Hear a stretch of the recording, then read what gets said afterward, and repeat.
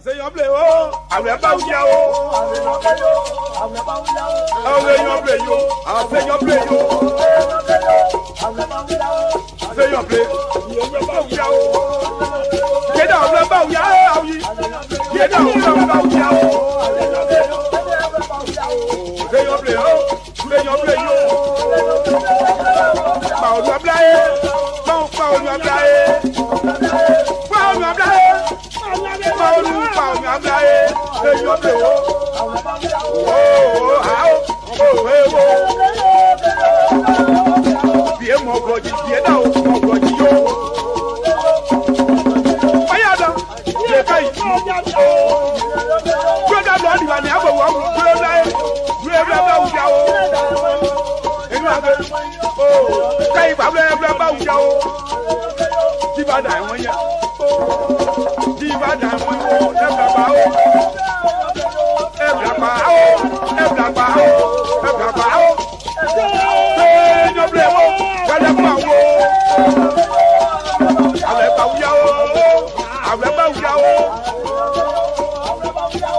Seigneur blé, non, pas où ya oh. Privo, tu es pas yé ma adalwa. Que yo ya ma wa ba, ni ko wo yo ko je leje. So yo ya le wa, papa ya pas où ya oh. Oh, Seigneur blé oh.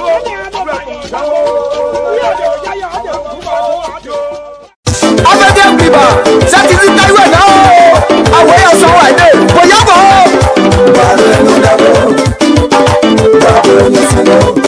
Association des vents et Jimon à Paris. Mon ici artiste.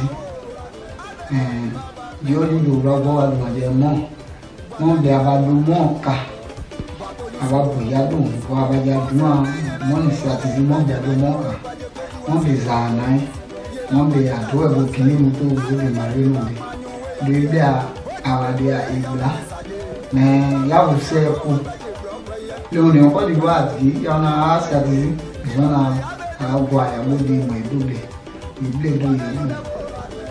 Abandonner de bois pas plein mao, avec des fois plein, on a des position de la plein now.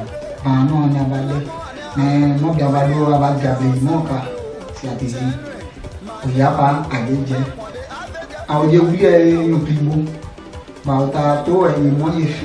Bonsoir à tous. Et si on faisait un tour à Ponant et à Sibabli? Ponant et Sibabli sont situés en Côte d'Ivoire, dans le département de Djokwe. Plus précisément dans le nord-est de Djokwe, à côté du mont Peko. Écoutons maintenant les chefs des deux villages. La présidente de la diaspora de l'Oliotine, je te remercie infiniment. D'abord, au niveau privé, c'est-à-dire nos relations de parenté entre toi et moi, la famille de l'eau et moi, vous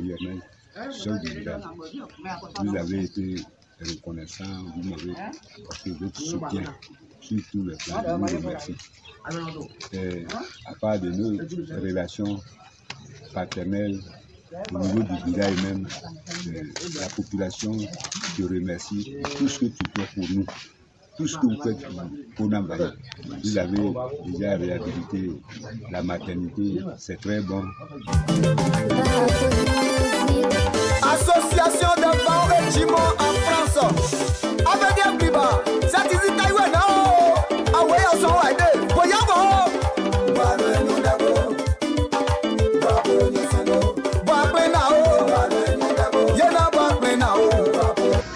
Moi, je suis Jérôme. Moi, je suis il y a beaucoup de un chef de village. Des amis, quand on a une clade, on a des cueillis. C'est vraiment pour vous me sentir de faire. On a nouveau. Pour le public, pour le bruit. Abo ena sembla pun yang grane kle o no kunje wa sabe mu o ye ti ne re de bo de wa mo bon o ya pun o ya bon ya e ta pa de bo pa e me de d'abord bo no le de plein bo bi sentir o ni mais vraiment nous santé de faire gain souhaité au retour au lieu de y non passant au Saoudé. Salut, je suis Armand Degba pour les intimes, président de la mutuelle de Ponant-Vailly. Je prends la parole aujourd'hui pour d'abord soutenir notre grande sœur. Mais au-delà de la grande sœur qu'elle est la présidente de la diaspora, celle qui réunit Ponant-Vailly, Sibabli, le Vailly-Dimon. La mutuelle a été soutenue par la diaspora au travers de sa présidente, pêle-mêle la réhabilitation du dispensaire, de la maternité et d'autres faits encore plus social du côté de Ponant-Vailly. Encore merci, parce que je sais qu'avec vous, on sera toujours fort. Aujourd'hui, c'est un jour particulier pour toi et pour tout ton bureau. Mais ce que je tenais à te dire, grande sœur, vraiment, sois encore forte.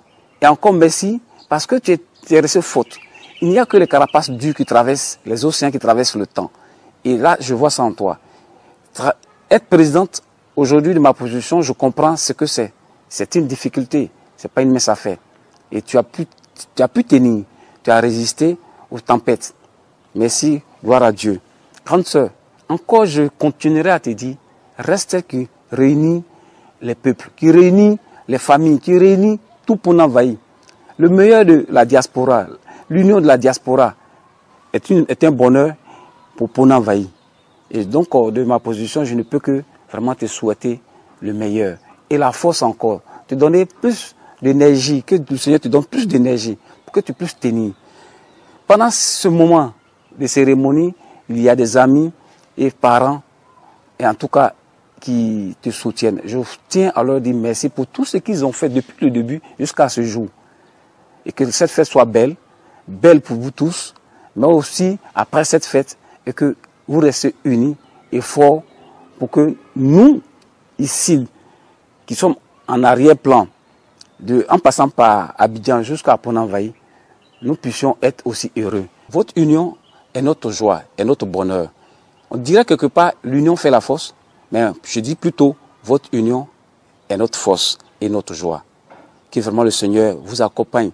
La présidente que tu es, tu demeureras la présidente, et que, au travers de cette présidente, la joie découle de votre union. Encore, que le Seigneur vous accompagne cette soirée.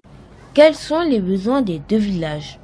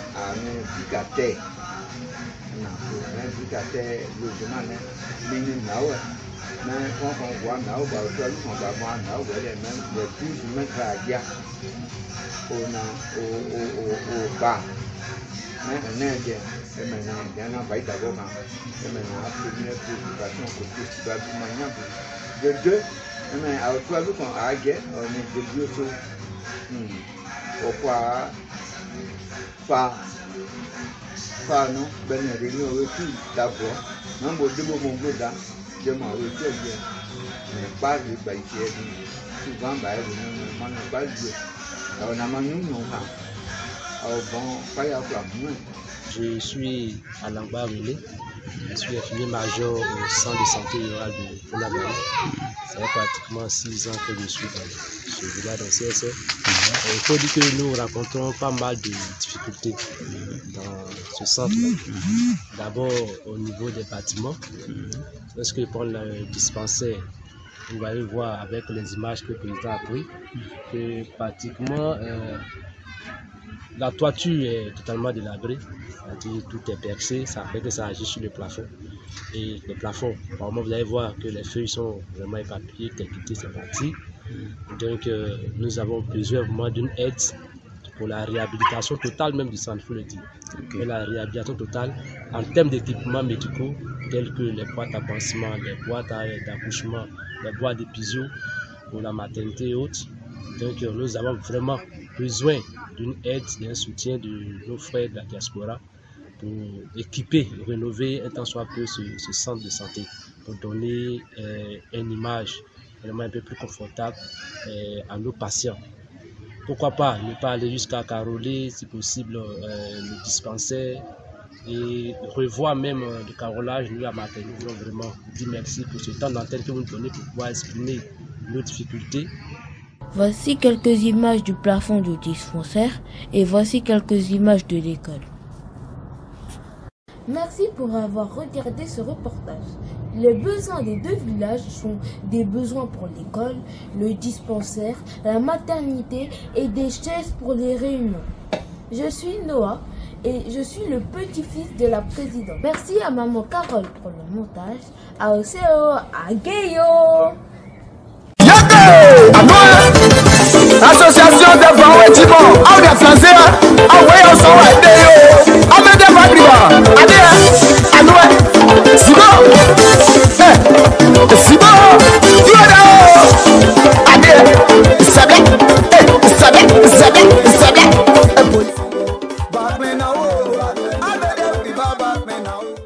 Je vois des croquettes, bonsoir madame.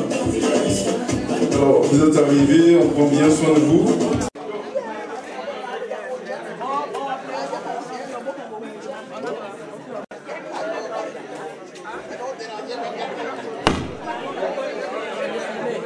La lumière, on applaudit pour... C'est vous?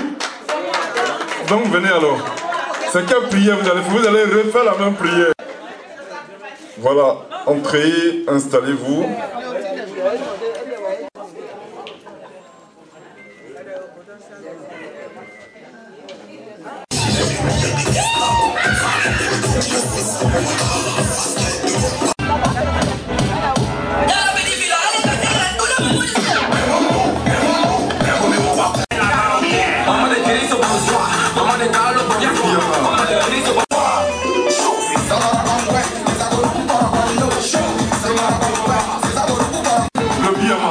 Attention, attention, attention, attention, papa, attention.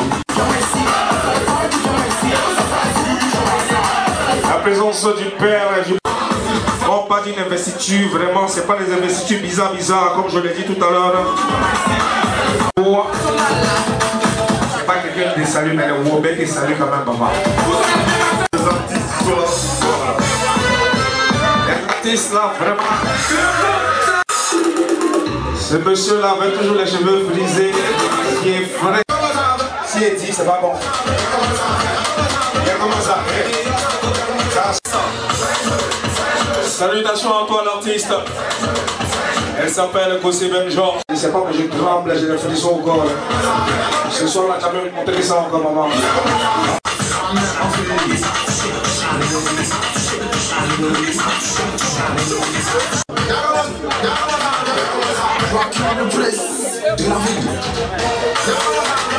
Salutations à ce temps fort là aussi. Monsieur Karl et Zidé.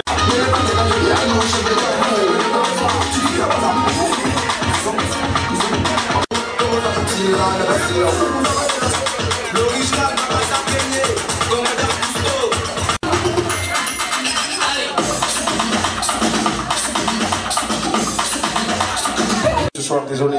Maman Keivao Martine, je précise. Bonsoir, maman. Caméra, ce soir, vous avez Ababaka Diouf, excusez-moi. À la photographie, vous avez Nyon Wenok, la personne.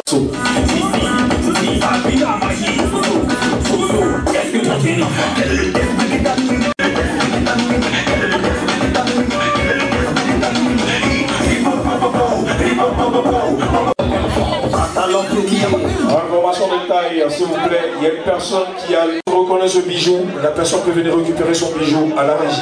Merci. C'est pas des bijoux de famille, hein, c'est juste des bijoux.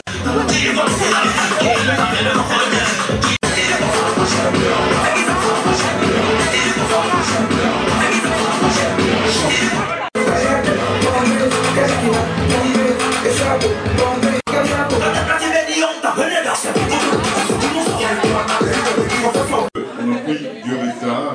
Attends, Voilà. j'arrive.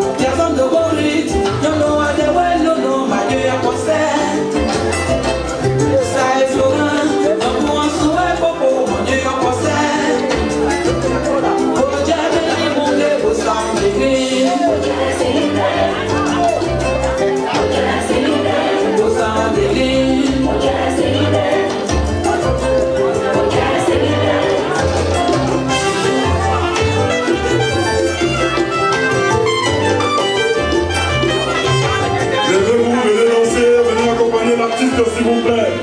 On applaudit, s'il vous plaît.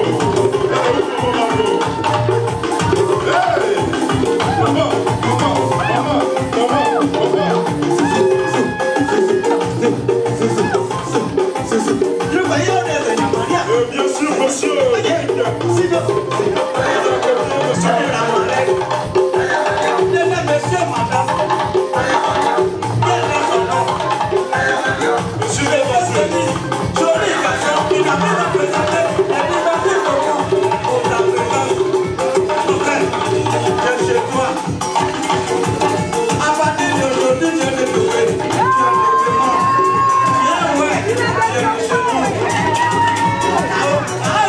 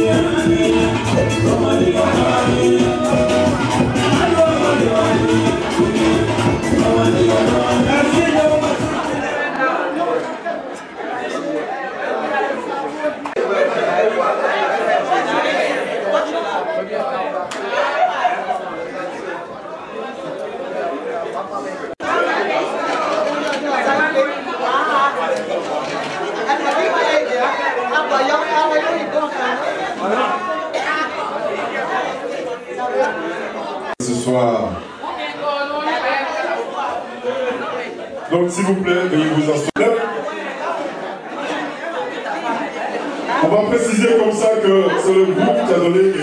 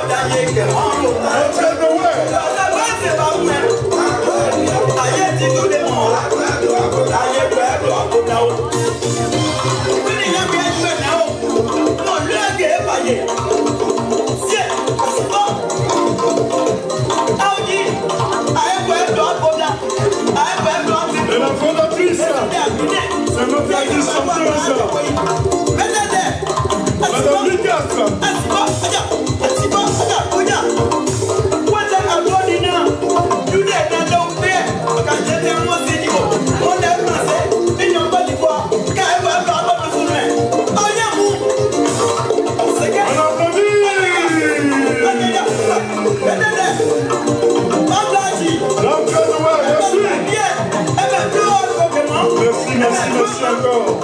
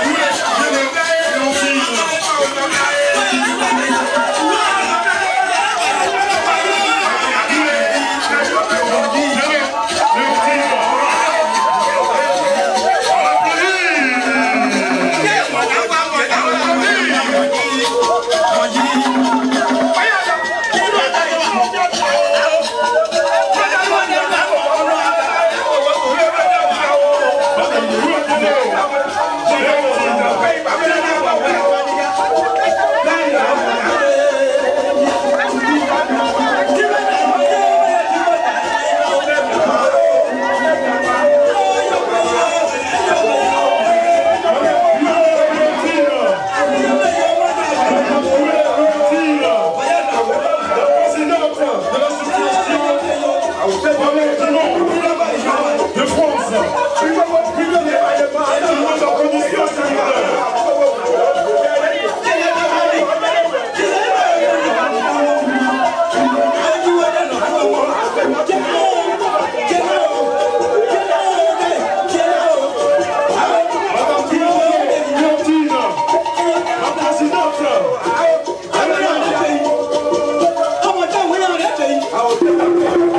Madame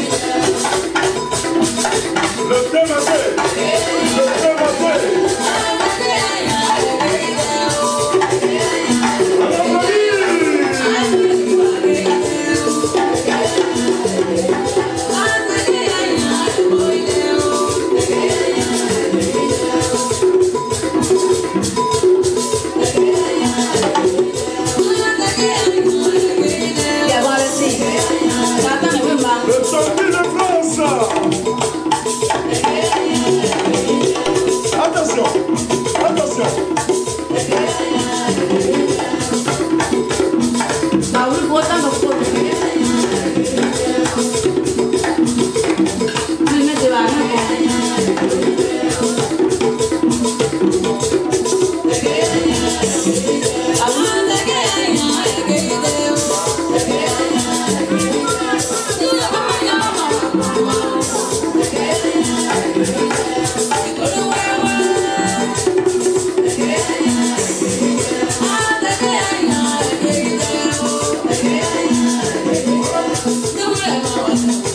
On applaudit s'il vous plaît. Le champion de France. Et d'ici Montaigne, pour continuer. Elle parcourt le monde entier. Enseignez votre matin. On applaudit.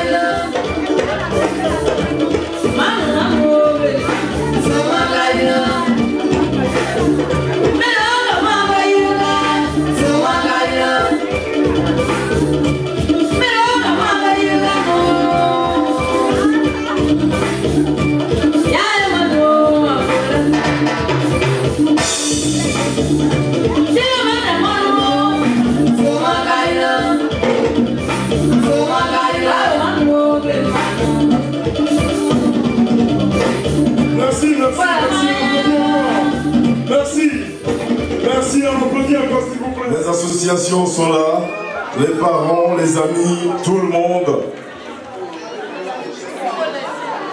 Voilà, on applaudit s'il vous plaît, la présidente qui arrive. L'investiture de la présidente.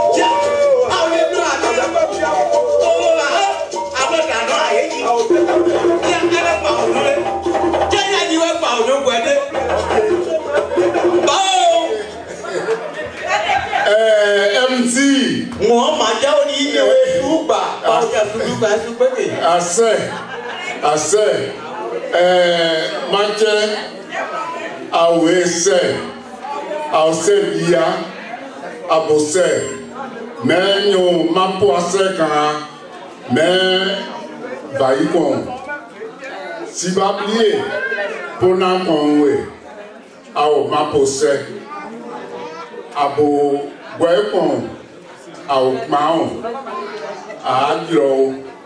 On tient bien beaucoup, on peut vouloir des mots. Nous, à Oblo, pour mettre à Donka. Mais, il y a pour en dire, à Naoye Soubé, à Emoano.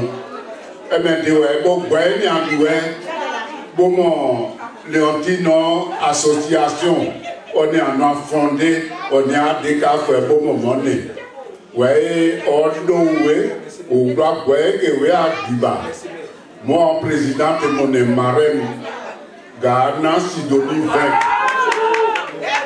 Donc, mais à Osegia, à Doukan, à boire, Dondi, au maillot, pas bien. Mais on y a un yaka, à Wiobo, Bayo, Boulé. Moi que on m'a donné vaillé, elle est maman, mais awanuasu on est d'accord, mais ma maman m'a dit comme bocan, bateau niveau bleu, ouais, investiture nous, Étienne, mais mon embodé, moi, j'ai quand oui, il pas. Après, je vais vous expliquer. Président, on sait qu'il y a on sait où. On dit,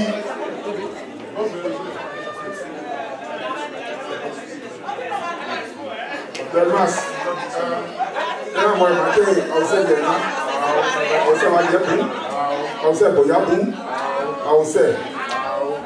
Elle m'a dit, moi, je n'ai pas fait des masses au compas.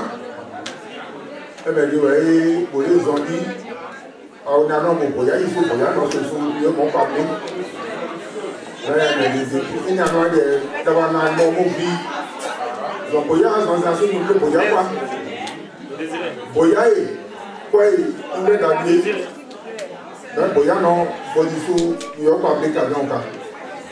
Sous Kenny. Mais, il y a un wa, il y a un. Va, ils vont loin. On est quel doué? Journaliste. Il manque à devenir journaliste. Tellement c'est pas quoi dire. Et quand va, ils vont loin. On est, ça y est, nous. Va, oui, qui m'ont oui. On est, ça y est, nous. On ne pas bon. Mon péro, même pour un avant. Au bloc. Donc, de mon outil, nous avons nous ensemble. Le lien a été bien. Ah nous, vous avez un là. Donc, pour les années, nous avons un Jimonier. Parce que quand on est Jimon, c'est un peu ça Jimonier. Au cas où vous êtes Jimon, vous êtes trompé. On est trois, mais souvent, on est mourir ensemble. Gawa ame bo trompe. Ebe di wa de jimo e kwanse ni. Ba ni o bi ni o wa. Ba yo bu be ni mo e poda. Ebe kwanse ajimo de. Do na o. Ti mo pa. E pa o la pe. O ba yo ni be si. Yo ga ba ibu mo ni ga na so na. Bible agbo e ise jimo le yi. Bible ju an de pe ba iwa. On a Bible agbo ise jimo le yi. Do na o. Báwo ni wàá má bẹ àbò òbí? Jimmy ọ̀dùnà ẹ̀ tó pẹ́ nù ẹ̀. Wí abẹ́ wò lè bẹ̀ wò kìláyé wà bẹ̀ àbàdé. Vàwọn ni wọ́n sọ̀nà. Wí àná diyan. Dọ́mọ̀ kúrò ní wà nù diyan. Báwo bẹ imú bi adé ètò ìgbẹ́ ní adé ìdẹ́sẹ̀ ni. Bòmí ẹ̀ sàbẹ̀ wọn sọ̀nà àgbẹ̀ gbogbo ayé pa náà. Mọ́nà lè gbé bẹ́ẹ̀ mú mi àbámọ̀ tí wọ́n dá ayé lẹ́ni. Nyà pi ubu mẹ́. Mọ́mọ́ kàn á bẹ́ ayé lẹ́ni kà á jí mọ́. Mais on a quand pour plus de beaux essayer de me les jimons de tout. On a plus de beaux et les jimons de gens de monsieur. On m'a dit on veut plus bosson. Ouais, puis 2024 dit ouais pour dire global de quoi moi mi abi. Tenio. Déjà aussi qui on a pas aussi qui dewe osigye obo emana sibaye do na odu gbogbo na so na mo sibabi gbogbo àwọn bo mo we tu sigye gbogbo so e mo yin ti lare bo yo basa tele gbogbo ka gbe yan bo ka gbogbo ide o ple yan e me de we o de so na kan kini o bo o ke ni o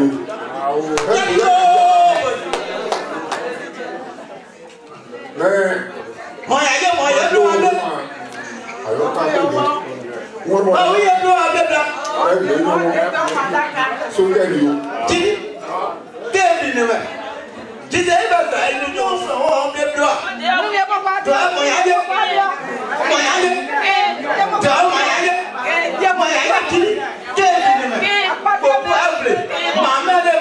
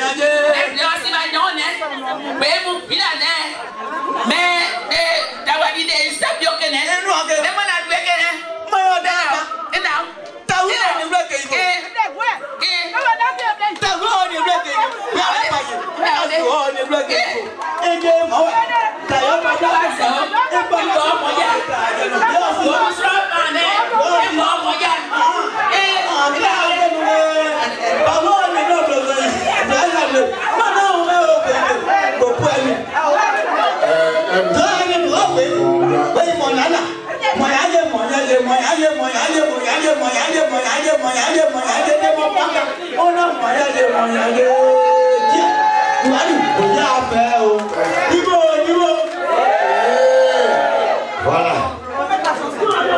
On applaudit encore s'il vous plaît.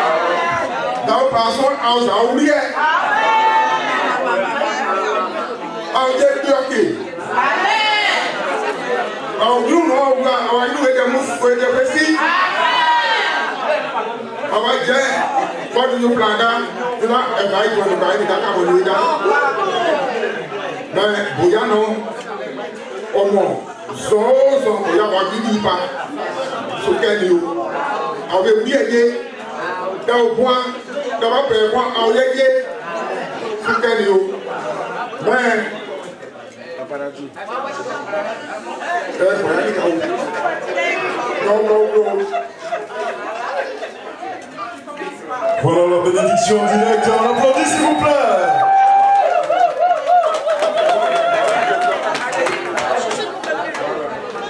Voilà toute la bénédiction.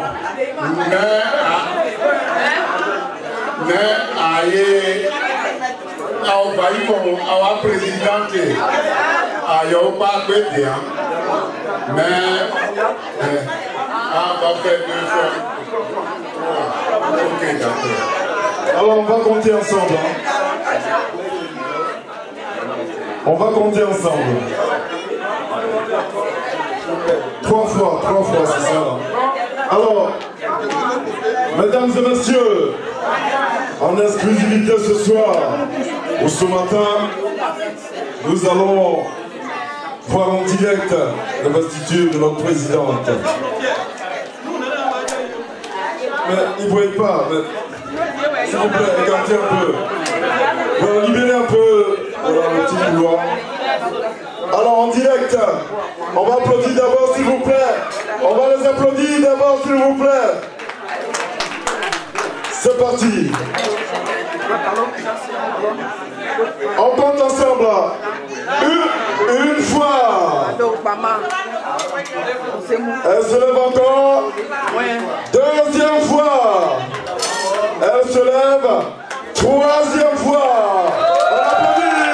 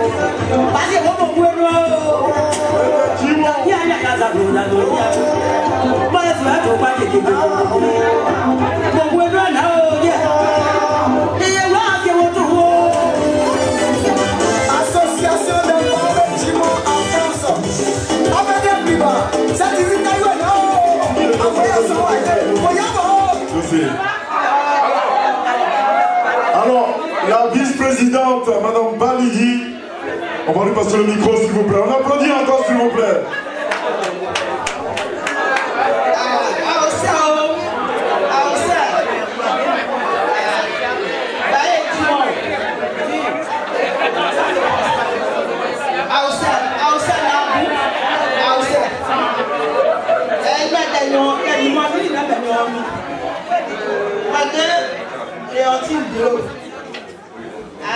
Mutuelle Naviga. Président de Mutuelle.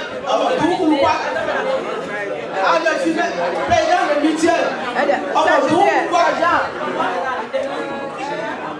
On a Andro, et Andro. Et non, président. Comment le président de Mutuelle? On a Andro, et Andro.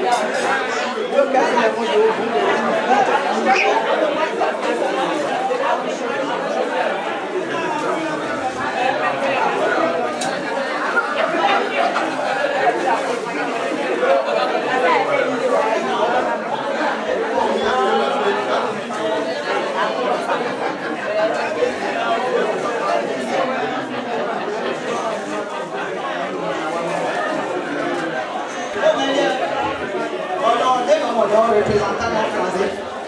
On est mutuel représentant. Un compteur.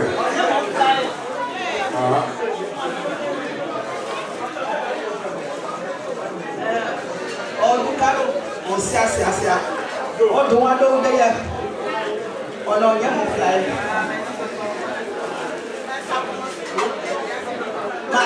Mon fly.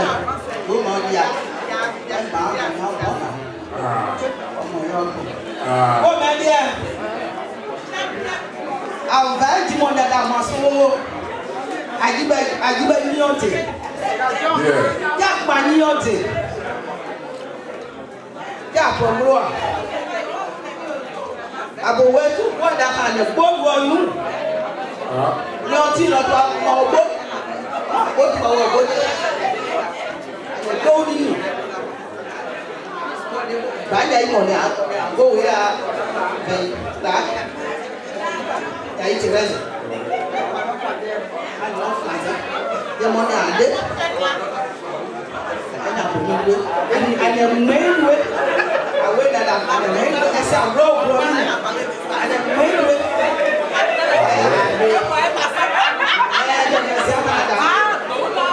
con nhà mà điêu thì mà mua bà mua ra. Nó đủ lại để ngay sau anh có số nhiều quá cái nó mang thế đây sẽ đây mà để xài cái cái giảm nhảy cái này tuổi nhảy nên nó có nào là giác quen nào cái sao rồi mà đấy cái sao rồi cái anh nó bao giờ một bước mà ba cái bây giờ mà bây giờ nó bên nó bây giờ bên nó em kia nó ở phòng số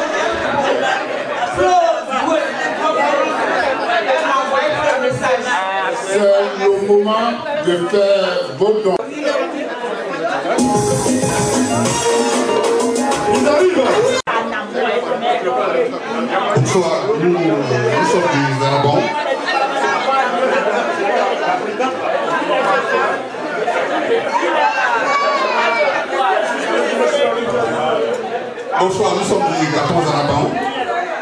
On devait être là ce soir avec le président Roger, parce que nous avons reçu une invitation de notre association Sœur pour les étudiants de notre monde. Malheureusement, le président Roger il a eu un empêchement.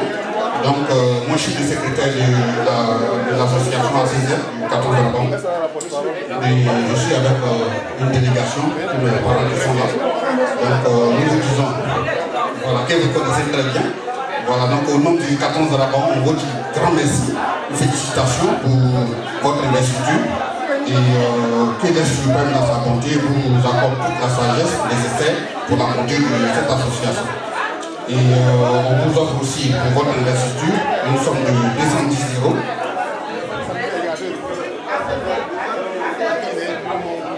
Une somme de 210 euros. Voilà. Et on vous invite aussi à notre investiture dans les jours à venir. On applaudit s'il vous plaît. Félicitations. ACZ 210.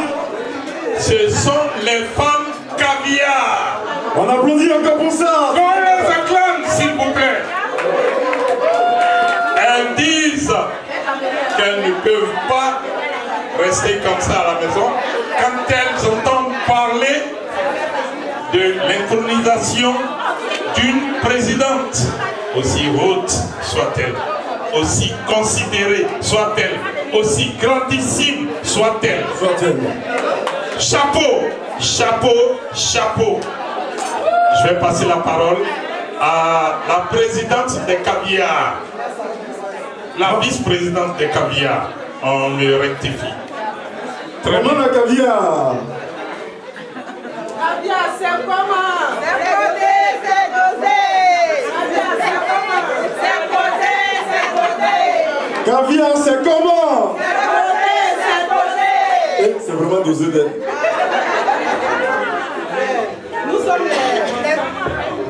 Nous sommes les chers caviar. Nous avons reçu l'invitation par rapport à Madame Virginie. Voilà, Virginie Blaise, c'est notre soeur. C'est elle qui nous a dit qu'elle faisait son investiture. Pour raison pour laquelle nous sommes là. Donc nous sommes venus pour vous soutenir par rapport à Virginie. Okay. Donc nous avons envoyé une enveloppe de 150 euros. 150 euros, ça s'applaudit s'il vous plaît. Les caviars de Paris. Et nous vous souhaitons aussi une bonne chance et beaucoup de bonheur dans votre mandat. Merci. Merci les caviars, merci. Merci beaucoup. Je m'incline, je présente mes excuses au protocole. Maman, l'association Kaoka de Diokwe offre, Doué, tu as beaucoup de parents, elle t'offre 100 000. 100 000. Agnon Dieu, tu as entendu 100 euros. Merci. Non. À qui on remet? Yawa. Carole, tu retiens 100 euros de la part de Kaoka.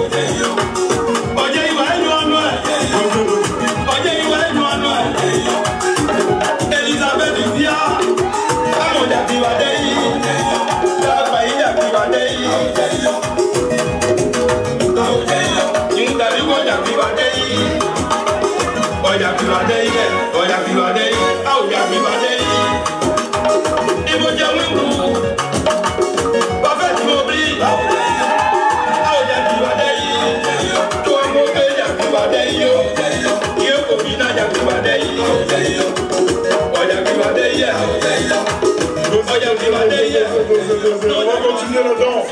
On va continuer parce qu'il y a du monde, s'il vous plaît, merci. C'est ça? Oui. Avocat S. Avocat F. Oui. Mon lecteur Guidabou a vérifié Eugène. On s'est dit on est un peu. Même Niaï Thérèse hier.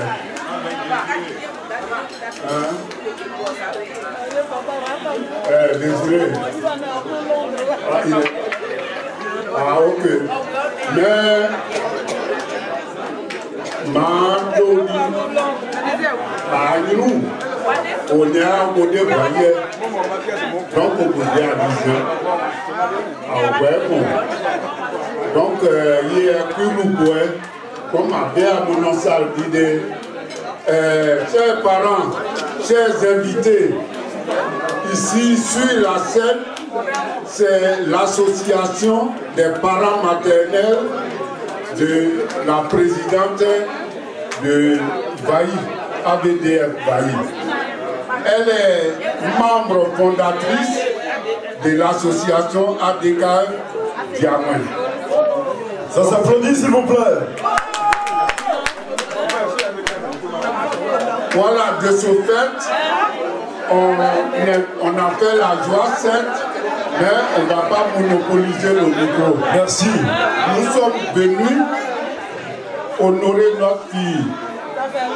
Je vais passer la parole à notre trésorière qui va annoncer le don que nous avons prévu pour notre fille. Mais avant, il y a sa maman, il y a ses mamans qui ont des pailles. Chap.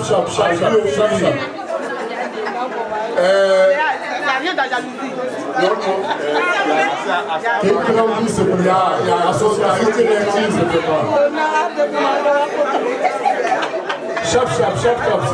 c'est ADKF. Margeline aussi est membre de l'association ADKF. On donne rien. Je pense que pour trouver l'argent c'est facile. On ne va pas parler. Il ne faut pas parler dans le micro, pardon.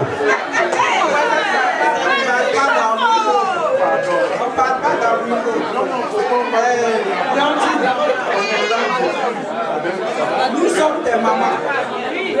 Même si elles ne sont pas là, que je suis là, j'aime tout le monde.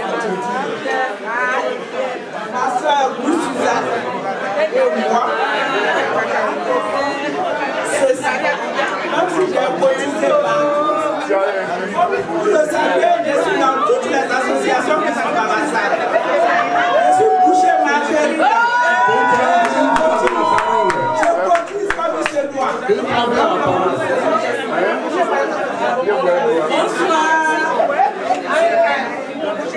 Bonsoir, je suis la trésorière Laure Souko d'ADKF. Je suis la trésorière d'ADKF.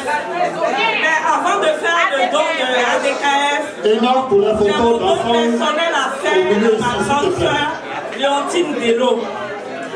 Ma grande soeur, elle était toujours là pour moi.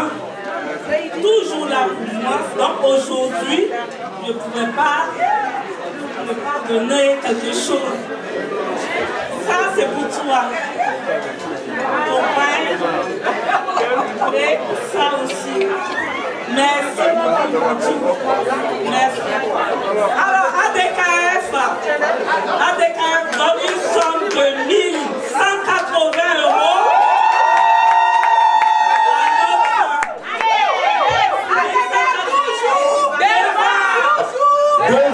Toujours devant ADKF. On applaudit.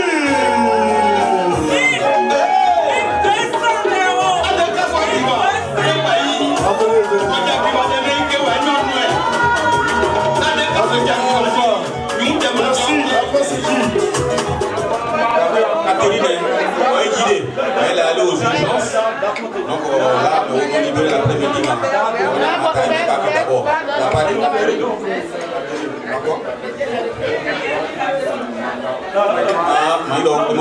On est né comme on a 50 €. Bac Clémentine, 50 € pour Léontine Dello. Bac Clémentine, 50 € s'il vous plaît. Pour m'aider à pour la diaspora dans l'ensemble, ma présidente est mon donc au Dirgagne. Donc à Diaka, 200 €, association Nidou, ma présidente de donc on a trouvé. 200 €. Donc, merci. Voilà, et que Manuel, la première dame, comment on l'appelle, avec ma grande soeur, Margeline Naoudou, et bien qui est nommé. Voilà, avec et ma nièce Nina. Et plus Suzanne qui est le Kédrom lui aussi. Voilà, mais elle n'est pas là. Donc vraiment, à Diaka, à cette tête de route moitié. Oui, on y va, voilà, s'il vous plaît. Voilà. Il y a 200 € hein, pour l'association et 50 € pour la présidente. Voilà. On applaudit, s'il vous plaît. Allô? Ça fait 250 €, c'est ça? Oui, c'est la suite. Ok, c'est la suite. Pour m'aider, ma grande soeur, vraiment assez. Vraiment qu'on appuie. Commis toujours. On vient de loin. Donc on continue. C'est la suite. Donc, je donne 60 €. Mon don personnel. Maman. Le nom, s'il vous plaît. Maman Léa, maman. On applaudit, s'il vous plaît. Merci beaucoup. Aujourd'hui, je suis là avec ma maman. Et maman Célestine, elle représente Wana en tchèque. Donc, Odiakan, elle te donne ce pain. On applaudit s'il vous plaît. Donc, maman Célestine, on a représenté. Les belles dames, s'il vous plaît, les belles dames.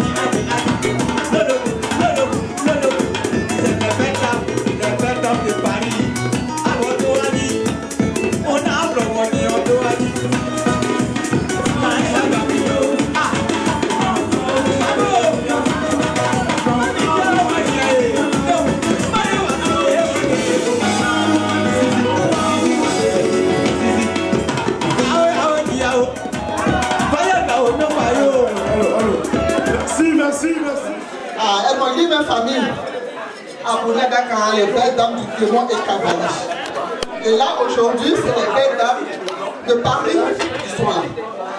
Mais les belles dames, nous sommes des États-Unis, de la Côte d'Ivoire et de la France.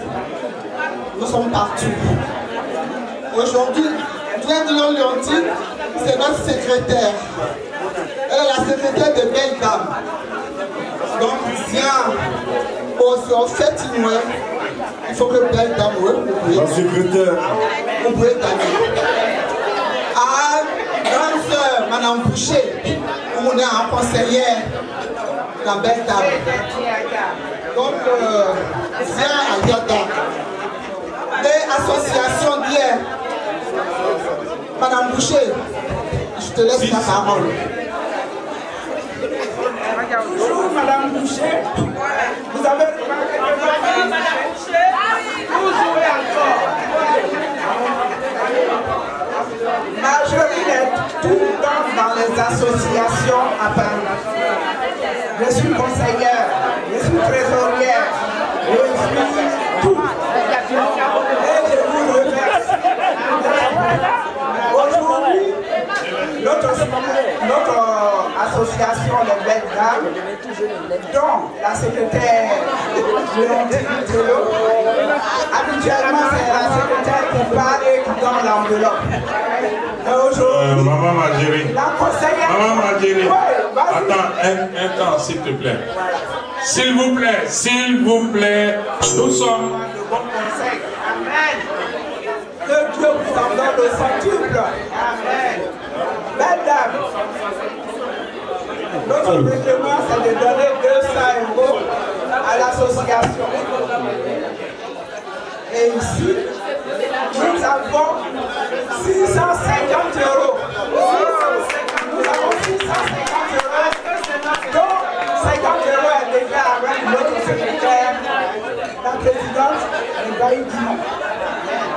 Aujourd'hui, dans l'enveloppe, nous avons 600 €. Les 600 €, 200 vont le bâillement à 200 €. Et 450 qui restent, c'est pour notre président, notre secrétaire. C'est un don personnel que les belles dames font à leur secrétaire. Applaudissez. Plus de